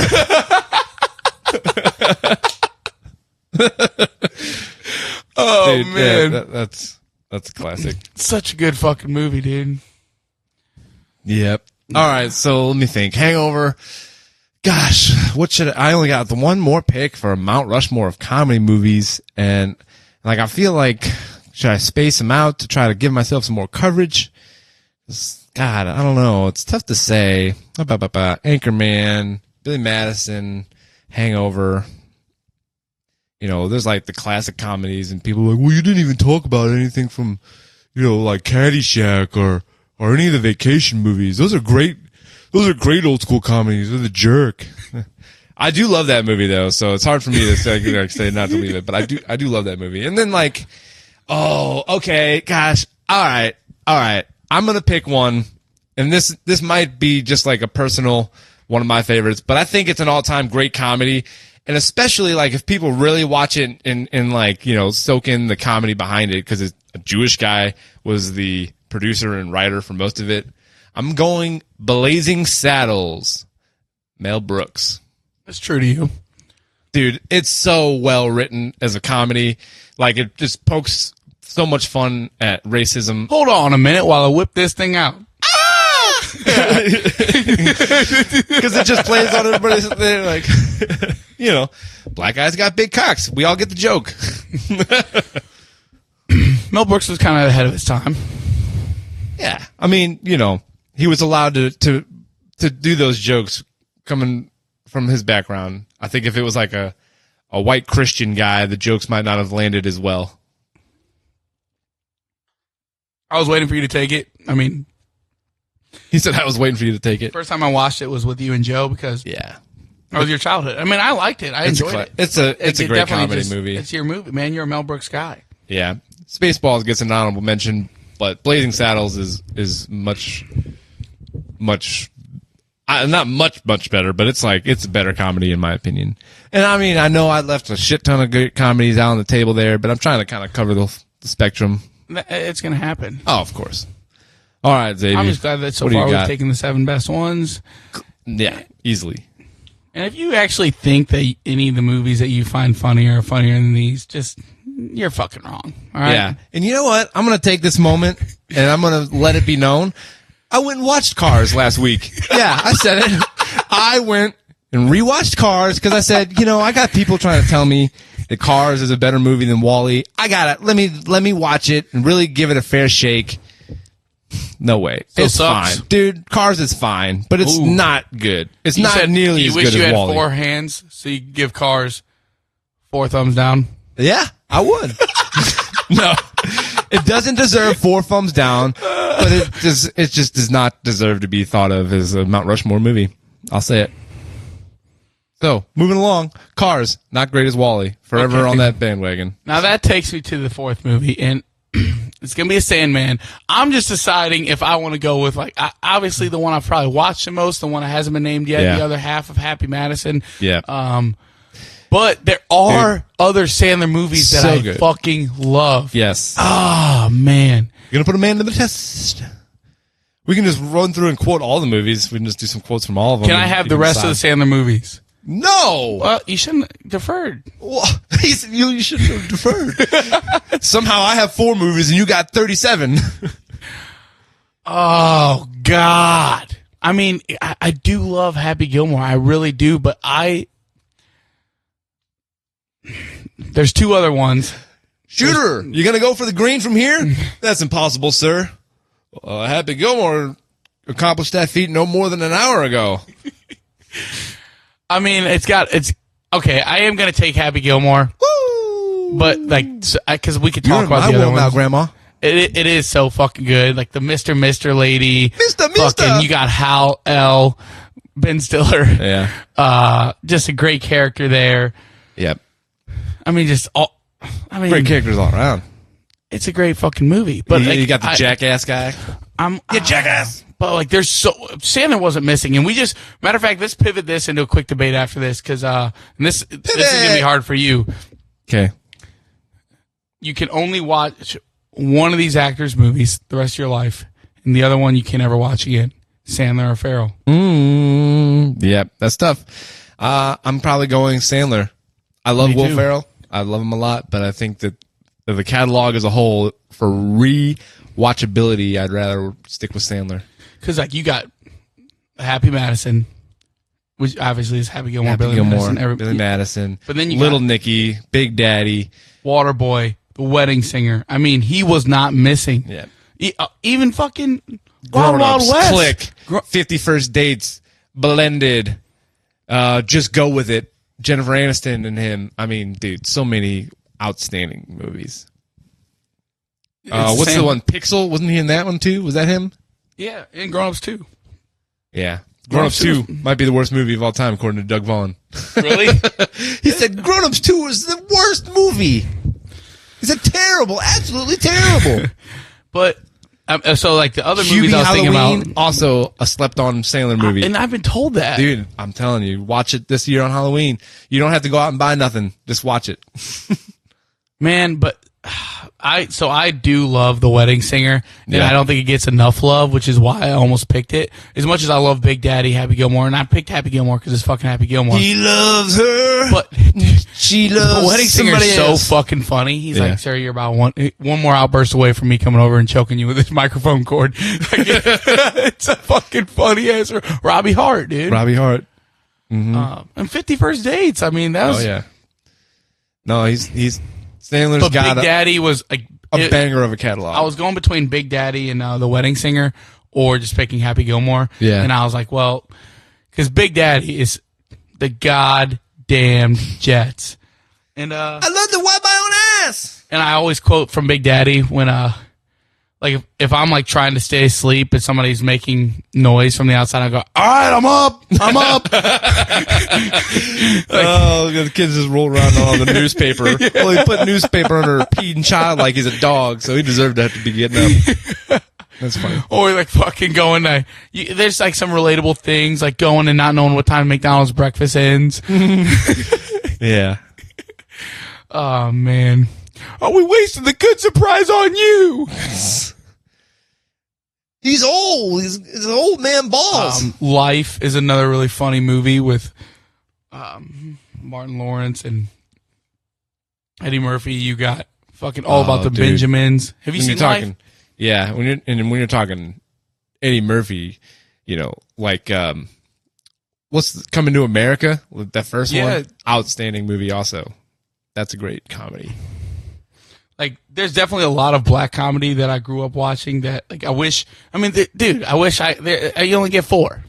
And so I was trying to represent, you know, I got the Will Ferrell, I got the Friday, I got the Adam Sandler, Yeah, and I got the Chris Farley. And I feel like that perfectly represents yeah, the movies I grew up watching. that's for sure a good, you know, slice of your life right there with those 4. Yeah. I think we pretty much nailed it. Honestly, if anybody thinks that there's possibly anything that we missed, let us know and we'll let you know that you're wrong. Due Date is also really fucking slept on with Zach Galifianakis and Robert Downey Jr. I love that movie. I've seen it a few times. It was pretty good. It's funny. Yeah. Going from on to there, we got, okay. Now, Okay. before I get into this week's Am I the Asshole, we have a response. Yes. Last I week- asked for this. Yeah. So Brant was brought up in an "Am I the asshole?" without being able to defend himself, but you encouraged him to reply with his defense. If there was anything that was omitted to be mentioned. So Brant wanted to say, in the context of all that, he said they had a Super Bowl party, provided food for everyone so that they took up the trash, like all that food and stuff when it was thrown away, it filled up the trash cans. They did not have trash coming till Wednesday. His wife ran a daycare, so they needed enough room for the trash till then. You had brought your own beer, which you had spilled around and broke a glass in his basement that night, broke a couple bottles, which he said, politely asked you if you didn't mind just taking the beer bottles home because they were running out of space in the trash can. Trash didn't come for 3 more days. This was a Sunday. His wife runs a at-home daycare, so he asked you, and then you said no, and that is when he got mad because he thought he asked you politely enough, and you had a fit about him asking you, and that is when he got mad and made a big deal about it. Hey, yeah, that's all right. And your response to that defense? If that's how it's remembered, then I'm an asshole. I mean, I don't know if you'd make up how it was remembered. So then I was making up how it was remembered. How was it remembered? I don't know if you knew the context, but Brad just wanted to say, like, the reason he even asked somebody to take their own trash home was because he didn't have, like, a city dumpster or anything. He had to wait till Wednesday. His wife was running an at-home daycare, so he knew it was getting full, and they didn't know if they would, have the trash capacity to last Wednesday, so he was just trying to politely ask you to take, if you didn't mind going home and throwing it in the city dumpster. Yeah. And again, if that's how it's remembered, then sure, I'll take it. I'm the asshole. But that's his defense. There's no way of ever repaying, or, there's no way of ever verifying. What's up with you breaking glass bottles in the basement? I'm just an asshole. I don't. You can't do this now, though. Hey, like I said, clearly there's differences in memories of how that evening played out. Do you want me to live call him? No, because it's not going to change anything. If that's how it was remembered, then that's how it was remembered. I don't know if it's like maybe you remembered it one way, and like there's clearly 2 things going on in your guys' heads differently at different times. Maybe you didn't know that context. Maybe you weren't. I've never once in my life broken a glass beer bottle at a person's house. So if that's how he remembers it, then clearly we're remembering things differently. You're fumbling and stumbling around that basement. And almost right. Fumbling and stumbling. Dude, maybe, but I doubt it. I never got drunk over at his place like that. Never. It was Super Bowl. Was it, though? We watched football there a lot. Yeah, was that a Super Bowl It was Super Bowl Sunday. Yes, it was when the Eagles beat the Patriots. Are you sure about this? You sure about it? Because I don't even remember this time being in the basement for that. Like, I remember we were in his living room watching that Super Bowl, the one that was asked to leave the trash. And it was just specific, like, just asking the one question. There was no lead in about, like, hey, we need this trash space, this and that. It was just somebody was salty that somebody lost, and then it was we were leaving, and he said, hey, will you take this trash with you? And I said no. And that's how... Well, he's going to hear this, and if he has another response, we can... But that's what I'm saying. Like, if he remembers it differently, then that's fine. There's nothing I can do about that. Because this is how I remembered it, and I don't know. I just know that... Well, one thing's for sure... is that we have another. But we guy. have another. There was a couple maybe Am I the Asshole stories. You had one other one that you wanted to. One that you said that was also asked besides the one that you found online. Yeah, it's eluding me. Oh, we'll get it next week. All right. But name no 5495 from Reddit asked 3 days ago. Nice. Am I the asshole for refusing to take my shoes off in my friend's house? Causing his wife to cancel the D&D session for everyone? Yeah, just by the headline, it's tough, but because I can see both sides. I'm a 38-year-old male, and I was invited to a D&D session with 4 other people at my friend Alex's house. He's 34.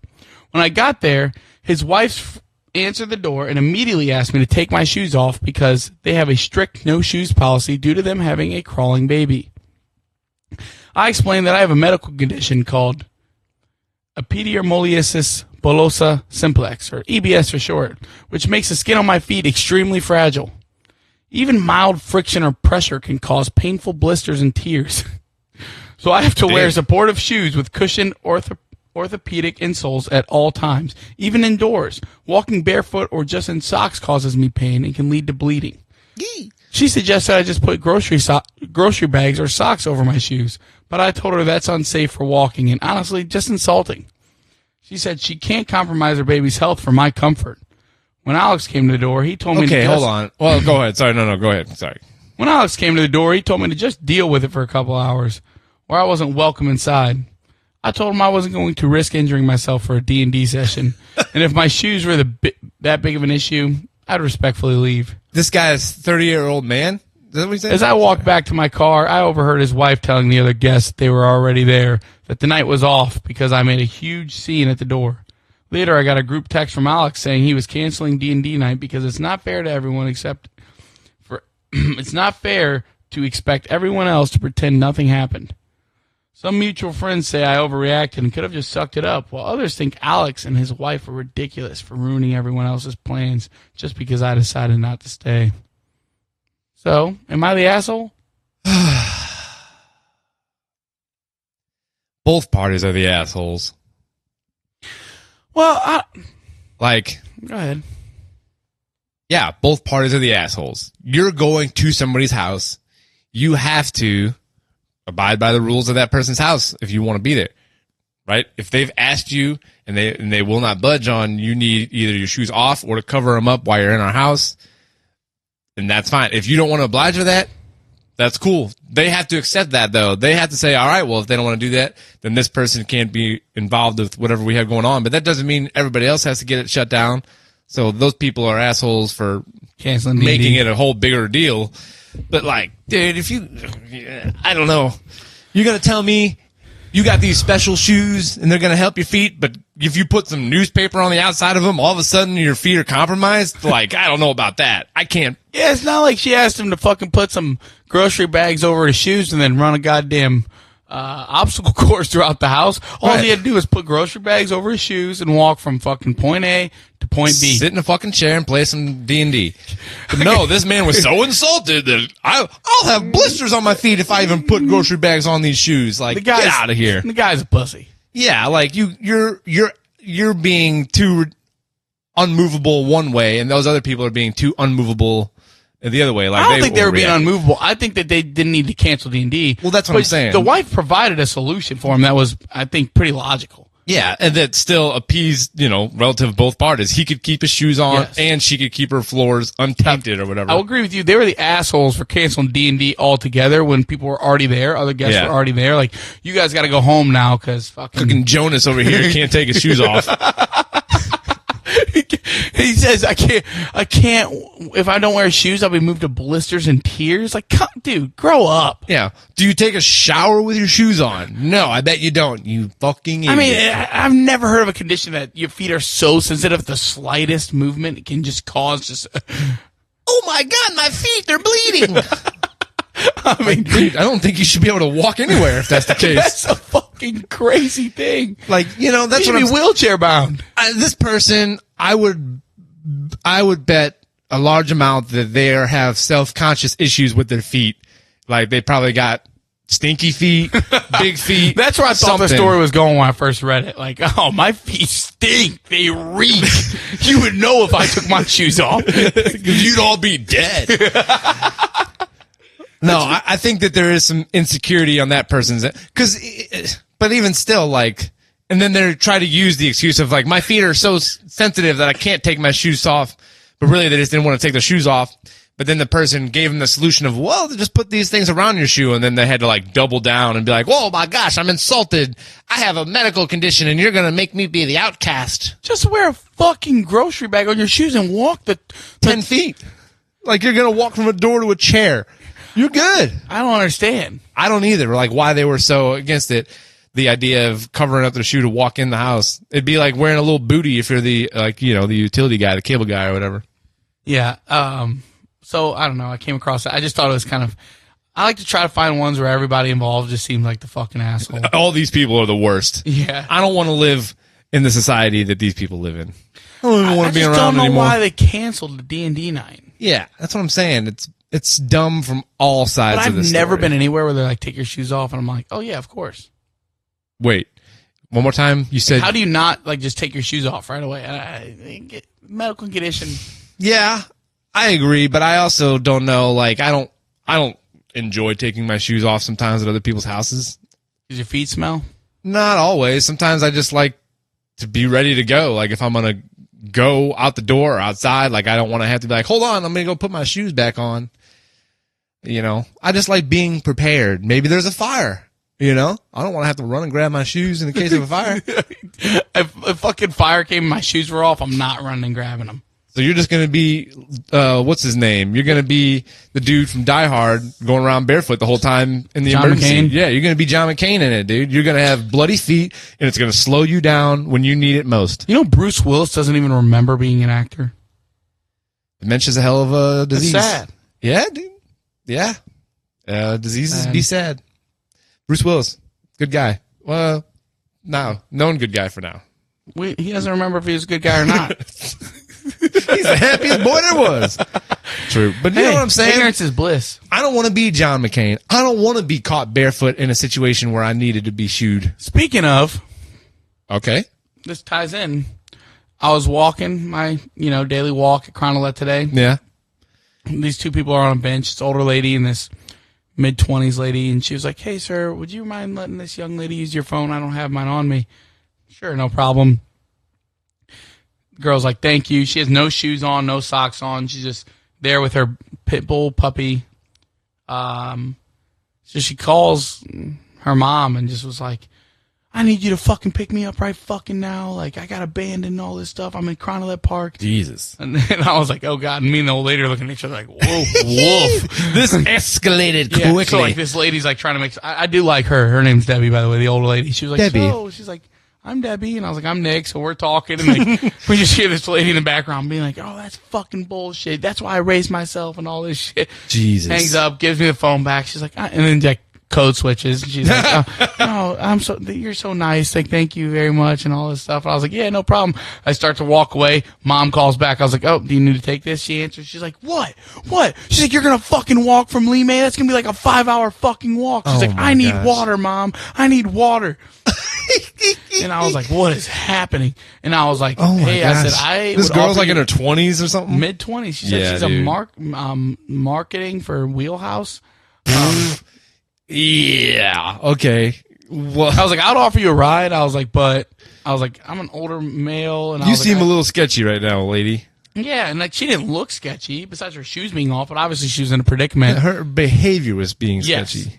And so I was like, I don't want to get jammed up. I said, I can get you an Uber somewhere if you're just trying to get to like Morganford. She said you need to get to Morganford. We're at fucking Chronolet Park. Like walk there. I Yeah. mean, you're barefoot, but Still. it was just How did she end up where she was barefoot? I'm sure she wasn't going to get in that conversation. I don't know. Like, and her toes were like freshly painted. Like they weren't chipped. So like she obviously got herself in a what for. She got into some sort of But predicament. I was just like, Yeah. how are you here with no shoes, no socks, no phone? Yeah. Like your A dog. pit bull puppy. It was cute. Probably said, I'm taking this dog and getting out of here. I'm guessing she got in a fight. Her and man. she maybe- caught herself shoeless. See?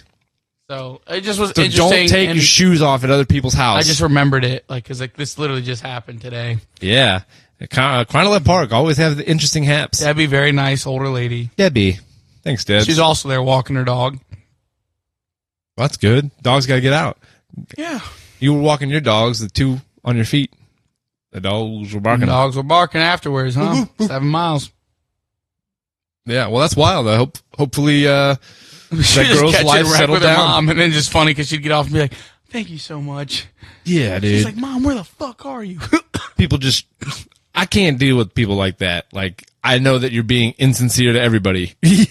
You know, you're acting one way towards the person who's supposed to be close in your life, and then you're turning around and being like, putting on this whatever customer service face with me. Like, get out of here. I don't want that. Like well, I was waiting for her to try to run because I was like, "Oh, fucking." Run? What do you mean? If she just got a wild hair. Oh, perhaps with to your run phone? I see what you're saying. Yeah. That's funny. Do you Yeah, I guess it's a situational kind of thing. If a rando comes up and says, "Hey, can I use your phone?" It's a case by case situation if you let that person use your phone or not. Well, yeah. I mean, I looked at both of them and knew that, like, all right, this old lady nor this girl is gonna get too far with my phone. Yeah. And they weren't even together. But when I'm first approaching, I don't know the situation. Right. I had my AirPod in, and so at first when she called, like my AirPod, I was like, she's like, "Hello," and I was like, "Oh," I was like, "Let me take my AirPod out." Not me. Yeah. It's like picking up the other line in the house when the call's happening. Oh man, Mom, I'm on the phone. Just another. Sometimes Chronolite Park and Provides the content. yeah, yeah.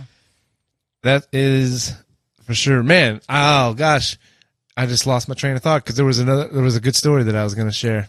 Oh, Nikes.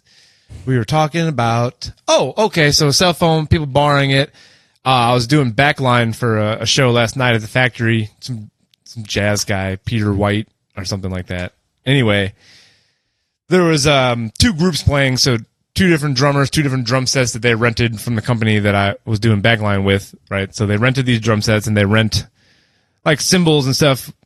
Also, a lot of times drummers will bring their own cymbals in when they rent like the drum set locally. They'll still bring their own cymbals because you can fly with like a cymbal bag, but you can't fly with a whole drum set sometimes. So the guys last night, they're there, and like the drummer for the band that was headlining was looking at the cymbals choice. He's like, "Oh man, all these cymbals suck." He's like, they were the cymbals he chose. They were the ones on the rider. They're the ones that they rented. He's like, "Oh man, I hate when these are the only choices that I get or whatever, this and that." And I'm like, "All right." Well, I had my cymbal bag in my car just from like a gig that I played the night before. I'm like, I offered up my cymbals, and they ended up, the dude used 3 of my cymbals and the other drummer used my other cymbals. So all of my cymbals ended up being used by these 2 guys because it was a better option than what they rented. And at first I felt good. I'm like, "Oh, this is great. Like these guys like my gear. They're choosing it to use it and this and that." But then when they're, playing, I remember, oh yeah, they beat on shit, like drummers, we beat things, and cymbals are one of those finicky kind of things. It's like, once you get a crack in a cymbal, it's ruined. And I mean, a good cymbal is multi-hundreds of dollars. They used it. Nothing was broken. Nothing was cracked. But the main drummer, like the drummer in the main band was a pretty hard hitter, and he was laying into him. And I was like having a little bit of regrets, offering up my cymbals for those guys to use. And I was like going back and forth on, no, you did a good thing. You let these guys use good equipment. Sure, and if you broke it, you would have paid for it though, right? No, I don't think so. They don't have to if they rent something, and they don't have to pay for it extra if it's broken. That's just wear and tear on the gear. Well, you did a good thing and nothing was broken. Yeah, at the end of the day, it all worked out. But like I said, I kind of had that borrower's remorse for a little bit afterwards, like being like, "Oh God, what did I do?" Because I can't replace that if it's broken. So, what's something else?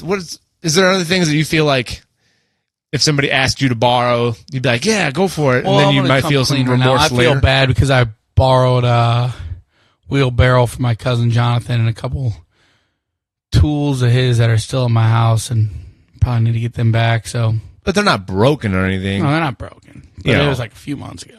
It was like a few months ago. That's all right. At least it's not broken. No. And I'm saying that this wasn't broken, and I'm sure that it's not like he's looking at it being like, "Man, I really need that wheelbarrow right now," or he'd have called you, because he knows he needed it. But like if somebody asked to borrow your car, let's say, are you willing to let somebody borrow your car? Yeah. Yeah. Wow. Very few people. Okay. So it's person dependent for sure. Was it like your parents? If your mom asked to borrow your car? Yeah. If I'm trying to figure out where the line's at. Let's say Billy Andrews asks you to borrow your car. Yeah. Okay. Let's see. Sammy Sweaters says, "Nick, can I use your car?" Yeah. Well, I let my friend Callie at work use my car to do a delivery. So really, probably. He said, so coworkers are sliding in. So Ramon, can he use your car? If he needed to for whatever Ramon reason? could use my car. Okay. Yeah. We're making some things happen here. Yeah. All right. Can Billy, your brother, use your car if he gets his license? He is shaking his head in a no fashion.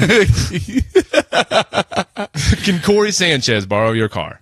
Oh yeah, I mean I've offered Corey but he has his own car. Okay, fair enough.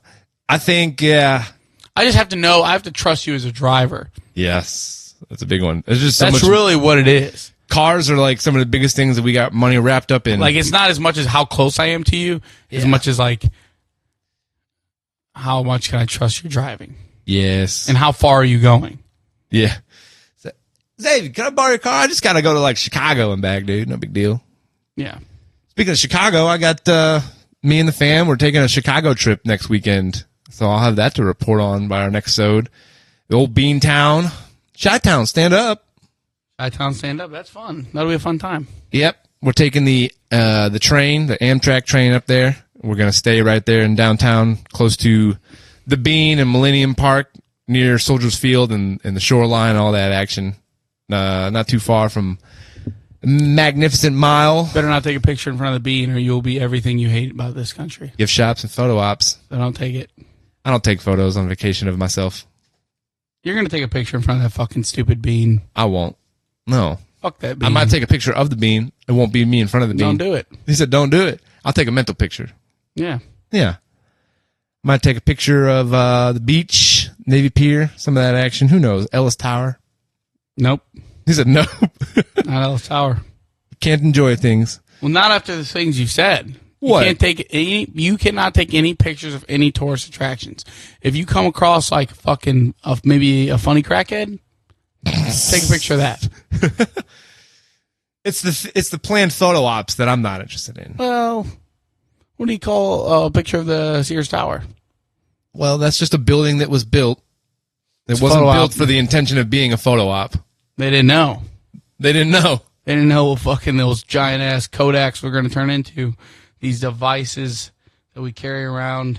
Little black mirrors in our pockets. Yeah. Yeah. Yeah. So don't be a part of the problem that you say is going on with this world. Okay. No. Just come back and just act like nothing happened. No, you can talk about it. Talk about your experience. All right. You're going to take pictures. Yeah, but probably not at a photo op spot. Probably That's eat the yourself difference. some fucking deep dish, stupid ass pizza. No, we won't do that. We won't do that because we would have to find one that was dairy free for Adrian. And look, I don't want a deep dish most of the time anyway. It's just the ratios are all off. Is there never a way where you can like just go get him something dairy free and then you guys can enjoy like a dairy product? Yeah, we've done that also a lot of That's what I'm times. saying. That's a solution right there. But like, why not just go somewhere where there's already something dairy free and then there's other options there that we like, you know? There was a pizza place in Chattahoochee in Tennessee. We stopped over on our way back from Florida, and a pizza joint 1 block away from our hotel had a vegan pizza option, dairy free, and then they also had regular pizza. So that was perfect because we got, normal pizza for me and the missus and pizza for Adrian. So it was a win-win. That place had our business. So if we run into a spot like that, sure. There you go. Bye-bye booey. But any other fun things I should do in Chicago? Do I need to go see? No, never been there. Throw never set foot in that cesspool. Green dildos on a court or something? Is that happening? That guy got caught. It's not one guy. One guy who did it of the multiple people who got caught. It's trending. Yeah. Apparently it's crypto based, but then it's becoming a sexism story, interestingly enough. It's a stupid bit. Everything's fucking sexist. Everything's racist. Mm-hmm. Go off, Queen. Including me. Woo! That's right. I guess. I don't know. I like Caitlin Clark. Yeah, I love me Caitlin Clark, I should say. I said Caitlin Clark. I like Caitlin Clark. I'm not afraid to say it. I don't think you're stating anything that's controversial. That's not true. Saying you like Caitlin Clark is controversial these days? Yes. I'll be. You can't. You can't what? Like Caitlin Clark. Oh. Are you racist? With a white devil? All right. Well, we can cut this part out. We don't edit. Uncut, brother. But anyways, I think that's all the... I was just trying to think of anything that you had coming up that was exciting. We were talking about Chicago. What do you got? How much happening? You just got back from the lake celebrating birthdays this past weekend.